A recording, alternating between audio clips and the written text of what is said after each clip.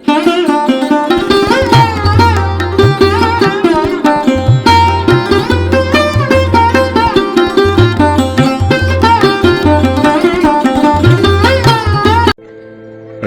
नूं दिन दे ये प्रकृति बदलती है, ये चानना प्रकृति करती है। ये सानू कोई उद्यम उपराला करन दी लोड़ नहीं है भी चलो मेहनत करिए, कोई जप तप करिए, सूरज उदय होवेगा। तुसी ना भी जप तप करो तां भी होवेगा, तुसी कुछ भी ना करो तां भी दिन होवेगा, तुसी लख भी रोकना चाहो तां भी रात आवेगी। ये दिन ते रात प्राकृतिक ने, प्रकृति करके आउंदे ने। रात दिन विच बदल जाती है, चानना हो जाता है।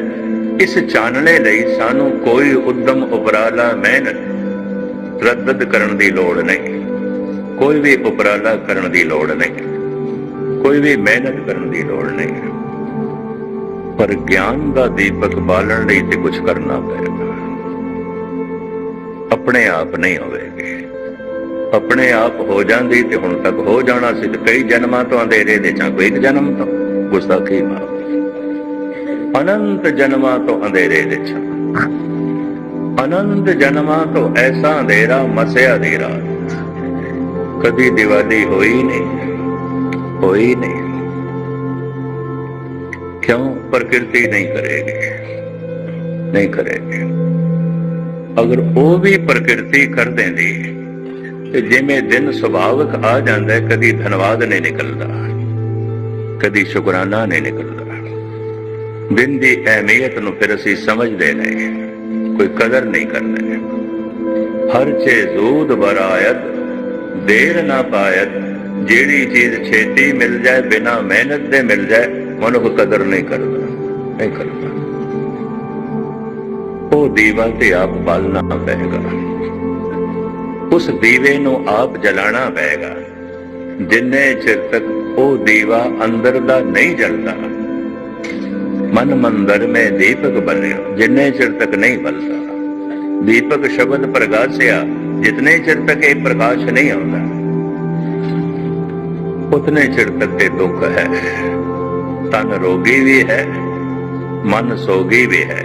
दीवा बल जाए, रोग सोग दुख जरा मरा हर जने नहीं निकटानी। कल खत्म, ये नहीं होती, ये सिलसिला नहीं होता। हाँ, ऐसा हो सकता है जब लू चल रही है, सारियां नूं लगदी है तो संत नूं भी लगे।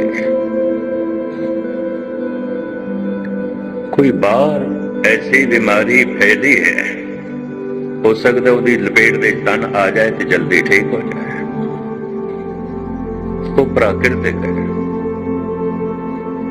उस रोग नूं, उस सोग नूं मनुख ने स्वयं जन्म नहीं दिता। बाकी रोग, बाकी सोग मनुख दे खुद दे पैदा किया है। कोई चीज चली गई है तो ठीक है, पर नहीं, ये सोग करता क्यों गई है? बड़ा प्यारा सी उते चला गया। जिवें परसों बिरद भी मेरे अगों रोन लग पिया, 75 साल का, उन्हों मां याद आ गई, ज़ारो ज़ार रोन लग पिया। तो जाना तो हर एक ने,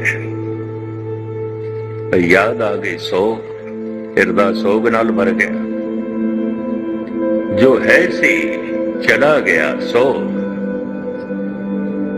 जो चाहते हैं किधरे ना मिले तो चिंता, किसी की जिंदगी व्यतीत होती है। संत इस तरह नहीं जीवते। इसका खुलासा मैं थोड़े सामने करा।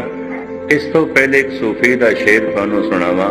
वो कहता है, जो हंस रहा है सो हंस रहेगा, जो रो रहा है सो रो रहेगा। सकूने कल्ब से खुदा खुदा कर, जो कुछ के होना है सो हो रहेगा। किड़े चक्कर च पे माई होन हार सो होई है, ये होंदा है, वो होंदा है। जो कुछ मिले है बिछड़ता है, जो कुछ प्राप्त होया है जांदा है। जो संजोग बने ने टुटते ने, ये होंदा है, ये होंदा है।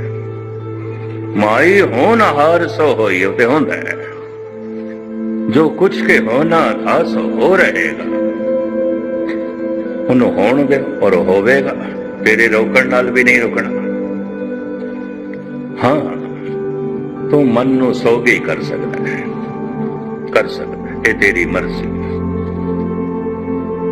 ऐ मिलना है कि नहीं मिलना, माई होनहार सो होई है। अगर तेनू मिलना होगा तो मिल जाएगा, नहीं मिलना होगा तो नहीं मिलेगा। तेरी प्रालब्ध दे मता चिंता क्यों? चिंता नू मनुख खुद जन्म देंदा है, सोग नू मनुख खुद जन्म देंदा है, गुस्ताखी माफ तन दे रोगां नू मनुख खुद जन्म देंदा है। अगर मन लईए तन दे रोग परमात्मा पैदा करदा है, मन दे सोग दे चिंता परमात्मा पैदा करदा है, फिर वो आनंद स्वरूप नहीं हो सकता। गुस्ताखी माफ, वो फिर करीम ते रहीम नहीं हो सकता। वो फिर करुणाकर ते दयालु दया दा घर नहीं हो सकता। ना उस तो रोग आमदे ने, वो ते नमो रोग हरता, वो ते रोगां नू हरण वाला है। नमो रोग हरता, नमो राग रूपं, वो ते राग रूप है, आनंद है। वो ते रोगां नू हरण वाला है, वो ते रोगां नू नाश करने वाला है। फिर मैं रोगी क्यों हाँ? मैं तत्तां दा संतुलन बिगाड़ दिता है। मैं शरीर के नियम नू समझण दी कोशिश नहीं की थी। शरीर बकायदा नियम पूर्वक सी, मैं बेनीमी नाल वरतदा रहा। मन दे सोग ते चिंता है मेरा अज्ञान, मेरी ना समझी। रोग ते सोग लई प्रभु जिम्मेवार नहीं, मैं जिम्मेवार, मैं जिम्मेवार। मेरे कोल आनंद है, खुशी है, ये प्रभु दी दित्ती हुई है, ये उदी बख्शिश है, ये उदी रहमत है। और मेरे कोल रोग ते सोग है, इदा करता धरता मैं हाँ। अगर इदा ही करता धरता परमात्मा है, फिर तो गल ही सारी खत्म हो गई। फिर जब तब की लोड़ ही नहीं है। हुण मैं अर्ज करा, दुख दा मूल कारण अज्ञान अंधेरा है, ये फिर अंधेरा किवें जाए? बाहर भावे चानना है, मनुख दी मर्जी है अंधेरा कर सकता है। घर दे दरवाजे बंद कर देवे, रोशनदान बंद कर देवे, ते सारे ही पर्दे ला देवे, भावे बाहर कड़क दी धुप होवे, चानना होवे, ओदे कमरे च अंधेरा होवेगा। सूरज दियां किरणां नूं मनुख रोक सकदा है, तो मेरे कमरे च नहीं आ सकती। भावें किरणां दरवाजे ते दस्तक देंदियां रहणगियां, दीवारां ते भी दस्तक देंदियां रहणगियां, रोशनदार ते भी दस्तक देंदियां रहणगियां, बारियां भी खड़कांदियां रहणगियां, किरणां सब जगह छूणगियां, कोई रस्ता मिले अंदर जाण दा। रोशनदान दे राही कोशिश करेगी, बारियां दे राही कोशिश करेगी, दरवाजियां दे राही कोशिश करेगी, पर मनुख ने पर्दे ला रखे, दरवाजे बंद, बारियां बंद, रोशनदान बंद, ते पर्दे भी लगे हैं। पर किरण बड़ी दयालु है, सूरज बड़ा दयालु है, ओदियां किरणां दरवाजे ते खड़ियां रहणगियां, खड़ियां रहणगियां। मैनू कहण देना, कहने भगवान हमेशा मनुख दे दरवाजे ते खड़ा है, मनुख दरवाजा खोलदा ही नहीं। मैं एक दिन जन्म साखी जद पढ़ रहा सी, धन गुरु नानक देव जी महाराज द्वार ते दस्तक देंदे ने, दस्तक देंदे ने। अंदो आवाज आई, कौन कौन? सतगुरु बोलदे ने, लालो बुआ खोल, नानक आए ने। नानक है, नानक दा दरवाजा देवते खड़खटांदे ने, गुरु नानक लालो दा बुआ खड़खटांदा है।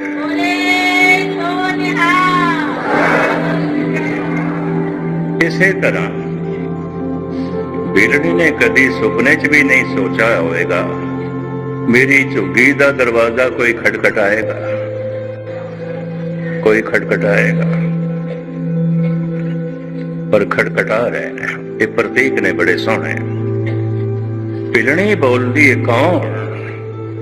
आवाज आई राम, राम बुआ खोल। यकीन जानो हर एक दे द्वार ते राम खड़ा है, हर एक दे दरवाजे ते गुरु खड़ा है। मनुख द्वार ही नहीं खोलता, दरवाजे नहीं खोलता। हर एक दे दरवाजे नूं किरणां छू रही ने सूरज दियां, हर एक दी बारियां नूं छू रही ने, दीवारां तक नूं भी छू रही ने। कोशिश करदियां पईयां ने शायद छत दे राहीं कोई रस्ता मिल जाए। छत ते भी पै रही, सारे मकान ते पै रही ने, किधरों कोई रास्ता मिले प्रवेश कर जाइए, प्रवेश कर जाइए।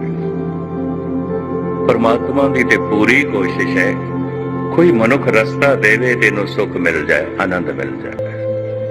इन्ने अवतार भेजे, इतने संत भेजे, तरह तरह के पैगंबर गुरु पीर भेजे, किसे लई ते बुआ खोले। मनुख ने अपने दरवाजे ईसा लई भी बंद किए, मूसा लई भी बंद किए। मनुख ने अपने हिरदे के द्वार राम लई भी बंद किए और क्या राम नूं तू साडे घर चों निकल जा, बनवास साडे घर चों निकल जा। मनुख की तो पूरी कोशिश है रब नूं घरों कड्डो, ये नहीं होना चाहिए। ये एक और नुकता भी मैं बयान करता हूं।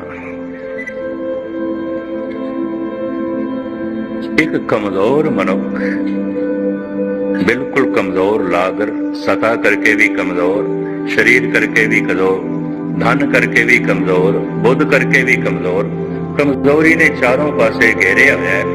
परमात्मा नूं आवाज मारता है, हे प्रभु तू सहायक हो, मैं ते हर पक्ष तो कमजोर हाँ। कि परमात्मा दयालु है, परमात्मा इंसाफ है, परमात्मा निर्भय है, परमात्मा निर्वैर है, परमात्मा समदृष्ट है, परमात्मा प्रेम दा सागर है। ये पुकारदा है। एक ताकतवर, एक शक्तिशाली दरवाजे बंद करना है। ये परमात्मा भुल के भी मेरे बूहे ते ना आवे। मैं 2.5 करोड़ बंदियां दा कदर करना है, तू आ जाएगा मैं किवें करांगा? मैं 4000 सिखां दियां लाशां दिल्ली दी सड़कां ते बिछाणियां ने, तू मेरे घर आ जाए तो मैं किवें करांगा? किस तरह करांगा? मैं बेईमानी करनी है, ठगी करनी है, करोड़ां दा घपला करना है, रिश्वत लेनी है, भ्रष्टाचार करना है, तू आ गया मेरे घर दे तो मैं किवें करांगा?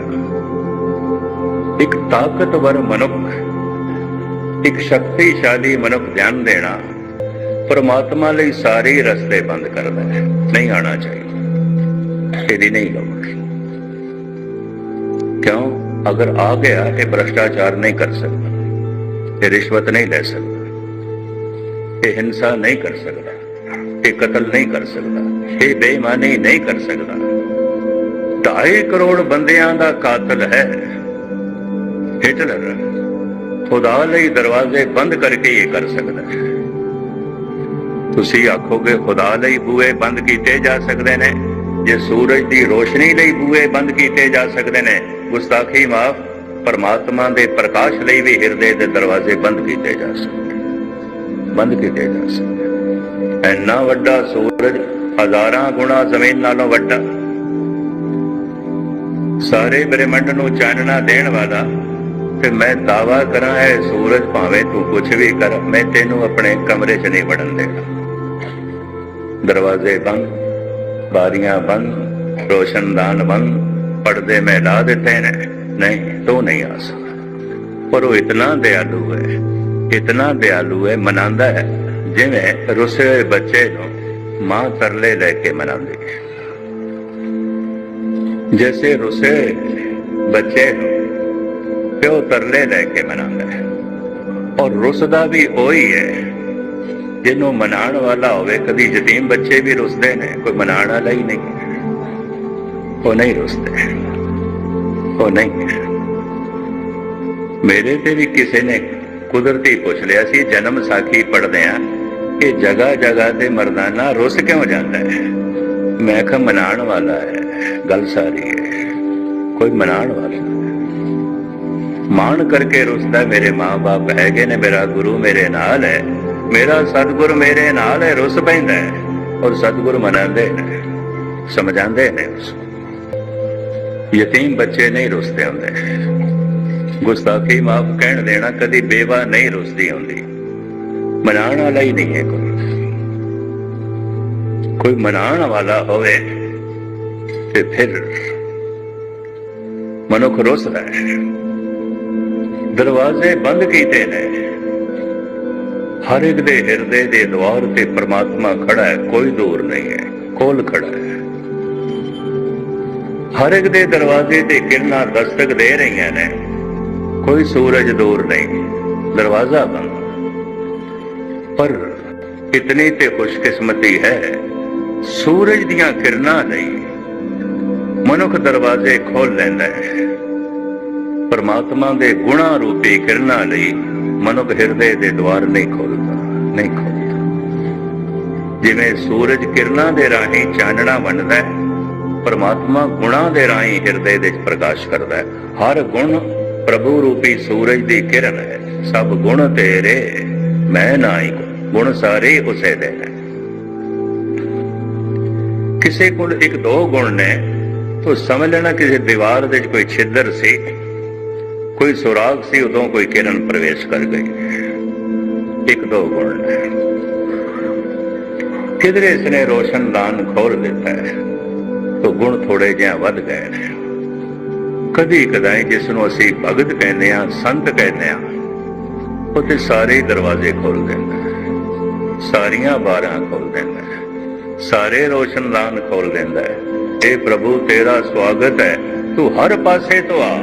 ਪਰਮਾਤਮਾ ਗੁਣਾਂ ਦਾ ਸਾਗਰ ਹੈ, ਫਿਰ ਸੰਤ ਵੀ ਗੁਣਾਂ ਦਾ ਸਾਗਰ ਬਣ ਜਾਂਦਾ ਹੈ, ਭਗਤ ਵੀ ਗੁਣਾਂ ਦਾ ਜੋ ਹੈ ਸਾਗਰ ਬਣ ਜਾਂਦਾ ਹੈ। ਦਰਵਾਜ਼ੇ ਖੋਲਣ ਤੋਂ ਹੁਣ ਮੁਰਾਦ, ਕਿਉਂਕਿ ਇਹ ਗੱਲ ਵੀ ਪਕੜ ਦੇ ਸਮਝ ਦੇ ਚ ਆ ਜਾਏ, ਪ੍ਰਭੂ ਦੁਆਰ ਤੇ ਖੜਾ ਹੈ ਤੇ ਦਰਵਾਜ਼ਾ ਖੋਲੀਏ। ਚਿੰਤਾ ਦੇ ਝਾਂਸੀ ਚਿੰਤਾ ਅੰਧੇਰਾ ਹੈ, ਸੋਗ ਦੇ ਝਾਂਸੀ ਸੋਗ ਅੰਧੇਰਾ ਹੈ। ਕਿਵੇਂ ਦੂਰ ਹੋਵੇ? ਚਿੰਤਤ ਹੀ ਦੀ ਸੇ ਸਭ ਕੋਏ, ਚੇਤੇ ਏਕ ਤਹੀਂ ਸੁਖ ਹੋਏ। ਉਸ ਇੱਕ ਨੂੰ ਚੇਤੇ ਕਰੇ, ਬਸ ਚੇਤੇ ਕਰਦਿਆਂ ਦੀਵਾ ਬਲ ਜਾਏਗਾ। ਚੇਤਿਆਂ ਕਰਦਿਆਂ ਹੀ ਜਿਸ ਨੂੰ ਚੇਤੇ ਕਰਨਾ ਹੈ ਉਹ ਪ੍ਰਵੇਸ਼ ਕਰ ਜਾਏਗਾ। ਉਹ ਤੇ ਮਹਾ ਸੂਰਜ ਹੈ, ਉਹਦੀਆਂ ਕਿਰਨਾਂ ਪ੍ਰਵੇਸ਼ ਕਰ ਜਾਣਗੀਆਂ।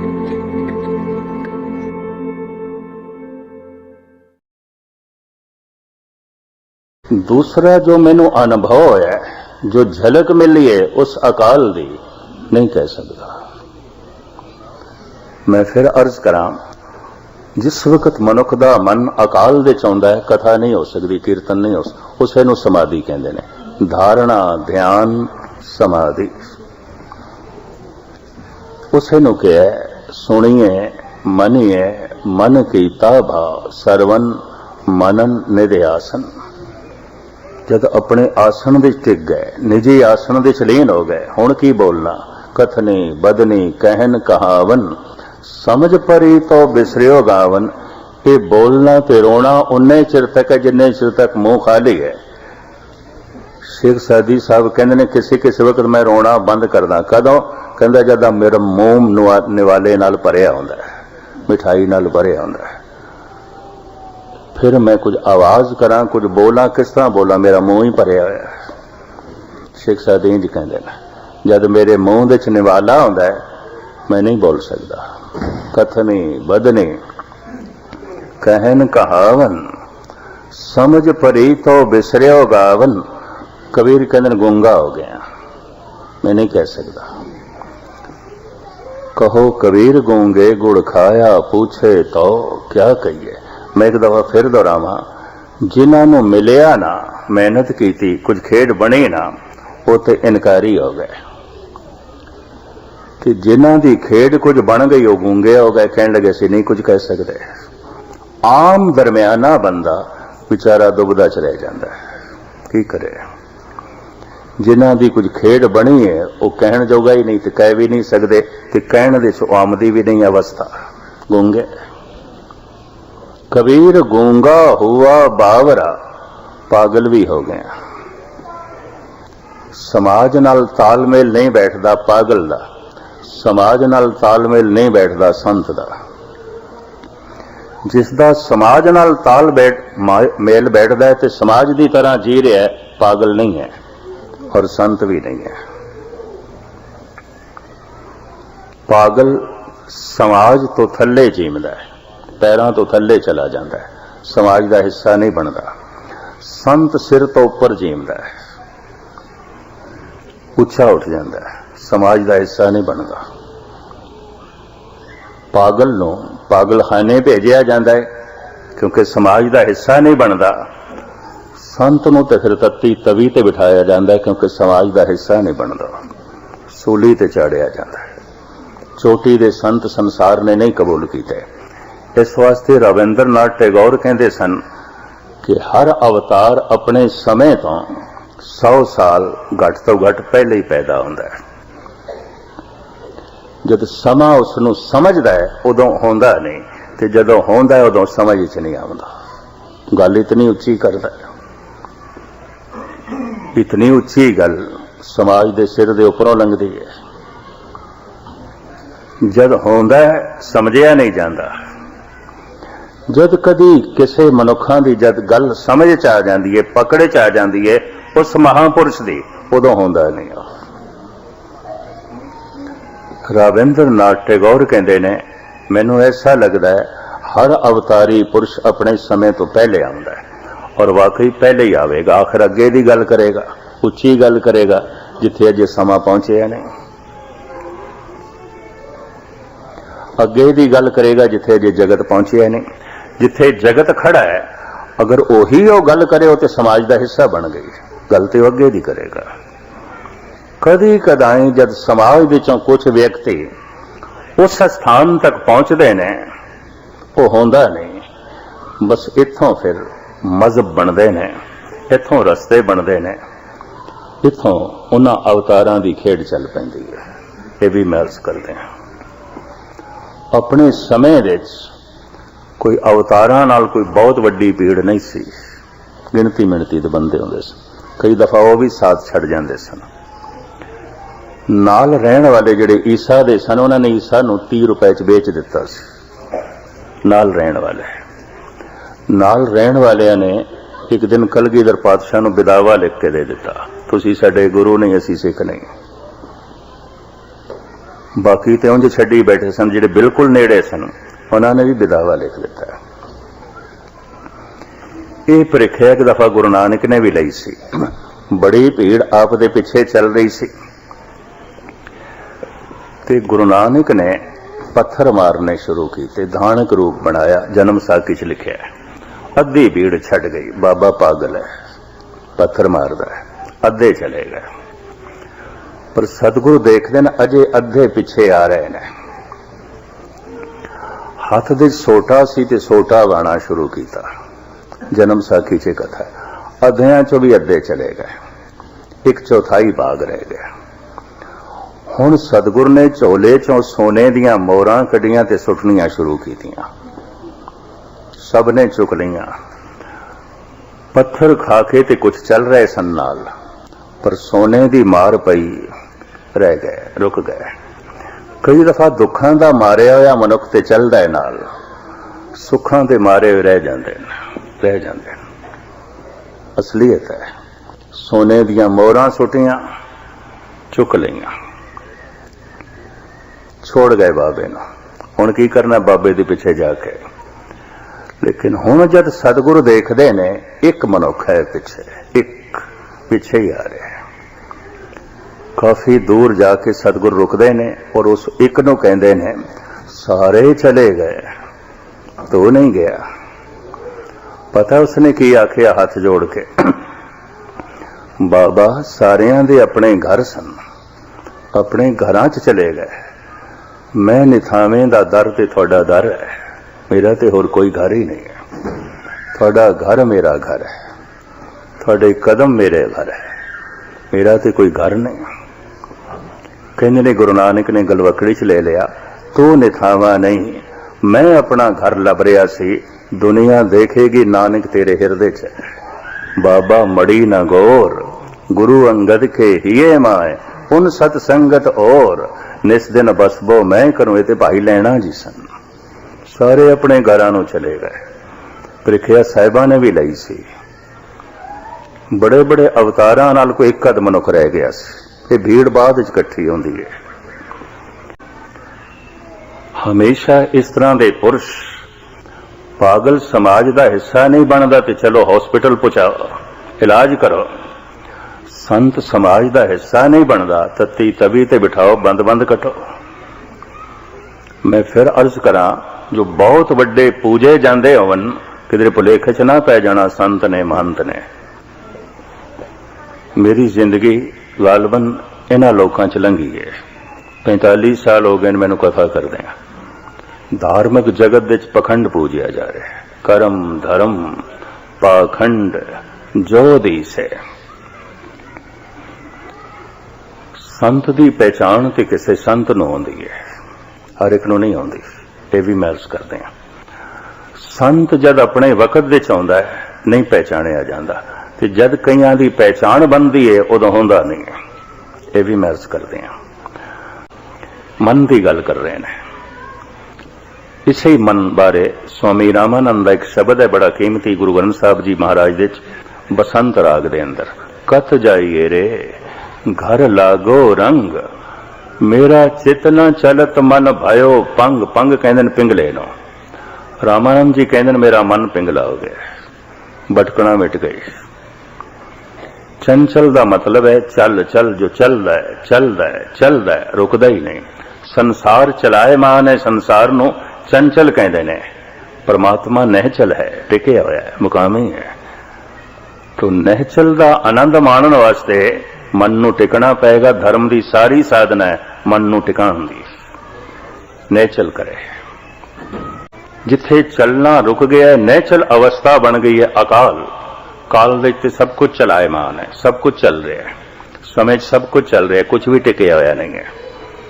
तुसी किसी चीज नूं भी अस्थिर टिकी हुई नहीं देख सकते, सब चलाएमान है। एक बच्चा भी चल रहा है, सहजे सहजे जवान हो रहा है। एक जवान भी चल रहा है, सहजे सहजे बुढ़ा हो रहा है। एक बुढ़ा भी चल रहा है, सहजे सहजे कब्र की तरफ जा रहा है। और किथे जा रहे हैं? शमशान घाट जा रहे हैं। सब कुछ जगत विच चल रहा है, टिके होया कुछ भी नहीं है। समय विच सब कुछ चलाएमान है कि समा सारियां दी कबर बना देंदा है, समा सारियां दी चिता सजा देंदा है।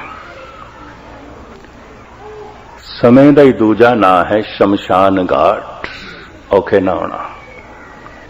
समय का ही दूजा ना है कबर।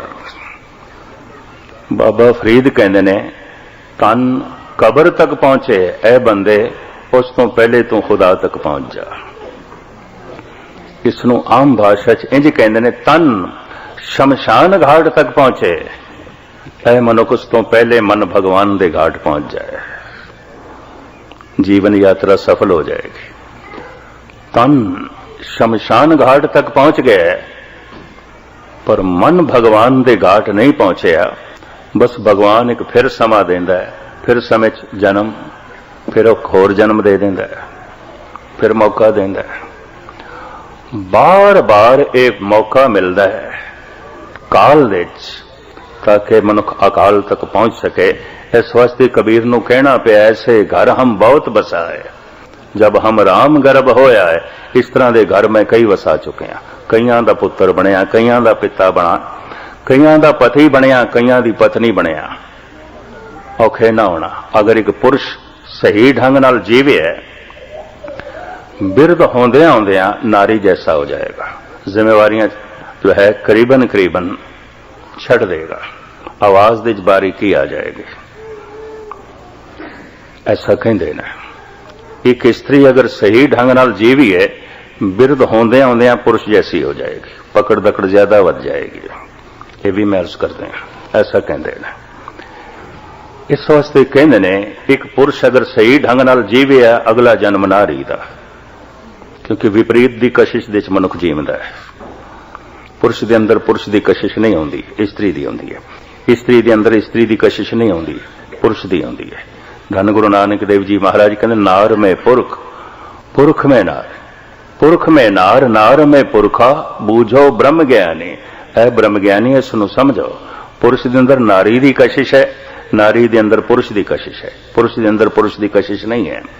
ਬਿਰਧ ਹੁੰਦਿਆਂ ਹੁੰਦਿਆਂ ਕਿਸੇ ਹੱਦ ਤੱਕ ਪੁਰਸ਼ ਨਾਰੀ ਜੈਸਾ ਹੋ ਜਾਂਦਾ। ਐਸੇ ਘਰ ਹਮ ਬਹੁਤ ਬਸਾਏ, ਇਹ ਤੇ ਕਈ ਘਰ ਮੈਂ ਵਸਾਏ ਨੇ।